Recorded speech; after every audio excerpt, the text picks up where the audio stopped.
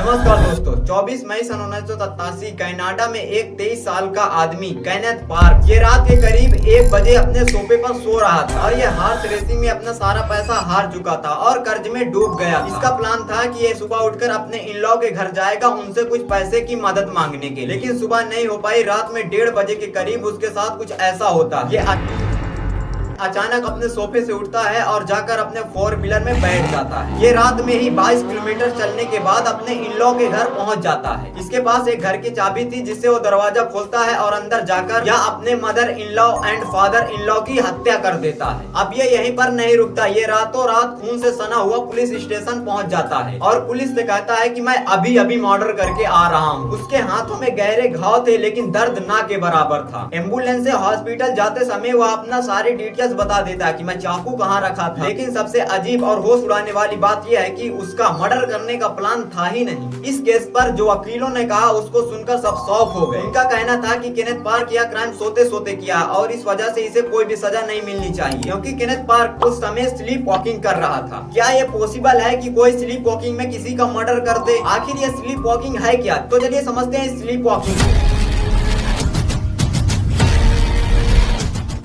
देखो, sleep walking को medical terms में सोमनाम्बुलिज्म कहा जाता है। यह एक प्रकार का स्लीप डिसऑर्डर है, नॉन रैपिड आइज के दौरान होता है। देखो, इंसान की नींद को मोटे मोटे तौर पर 2 हिस्सों में बांटा गया। एक होता है रैपिड आई मोमेंट स्लीप जिसे रैम स्लीप भी कहा जाता है, और दूसरा non rapid eyes moment sleep जिसे एनरेम भी कहा जाता है। रैम स्लीप में क्या होता है दोस्तों कि हमारे पलकें बंद होती हैं और हमारे अंदर की आंख इधर उधर होती रहती है। एनरेम स्लीप में क्या होता है दोस्तों, जब हम सोने जाते हैं तो रेम स्लीप में होते हैं। अब रेम स्लीप के भी 3 पार्ट होते हैं, N1, N2, N3। N1 part में क्या होता है कि हमें हल्की हल्की नींद आने लगती है और ये नींद धीरे धीरे गहरी होने लगती है, और हम N2 पार्ट में आ जाते हैं। इसे first stage of true sleep कहते हैं। लेकिन अब नींद इससे भी गहरी होती है तो हम N3 पार्ट में पहुंच जाते हैं, जिसे डीप स्लीप कहते हैं। N3 पार्ट में किसी भी इंसान को जगाना मुश्किल होता है। यदि उसे जगा भी दिया जाए तो वो काफी समय तक कंफ्यूज रहेगा। अब बात आती है कि स्लीप वॉकिंग कब होती है। देखो, जब हमारी नींद N3 पार्ट पर होती है तभी हमें स्लीप वॉकिंग होती है। देखो, स्लीप वॉकिंग में क्या होता है, हमारी आंखें खुली होती हैं और इंसान चल भी सकता है, यहाँ तक कि वो काम भी कर सकता है। लेकिन बात क्या है कि वो सो रहा होता है। यही हुआ था केनेथ पार्क के साथ। यह अकेला ही नहीं, ऐसे बहुत सारे लोगों के साथ हुआ। जैसे कि ये ली हार्डमैन जो कि ब्रिटिश के रहने वाले थे, इनको भी स्लीप वॉकिंग होती थी जिसमें ये रात में आर्ट बना डालते थे कई सारे। इसी तरह से है रॉबर्ट हुड जो कि स्लीप वॉकिंग के दौरान खाना बना डालते थे। स्लीप वॉकिंग तब होती है जब इंसान का आधा माइंड का हिस्सा सोया हुआ होता है और आधा जगा हुआ। अब बात आती है कि क्या तुम्हें स्लीप वॉकिंग होगी। देखो, जिनके बच्चे के एक पेरेंट्स में स्लीप वॉकिंग होता है तो स्लीप वॉकिंग को 47.4% चांस होते हैं। यदि दोनों पेरेंट्स को यह देखने को मिलता है तो बच्चों को स्लीप वॉकिंग के 61.5% चांस हो जाते हैं, और जिनके किसी भी पेरेंट्स में स्लीप वॉकिंग नहीं हुई है तो उसको 22.5% चांस है। बस आज की वीडियो में यहीं तक। वीडियो अच्छी लगी हो तो प्लीज वीडियो को लाइक कर दें और चैनल को सब्सक्राइब कर लें। और हाँ, कमेंट में बता देना कि तुम्हें अगली वीडियो किस टॉपिक पर चाहिए। मेरी और वीडियो देखने के लिए यहाँ क्लिक करें।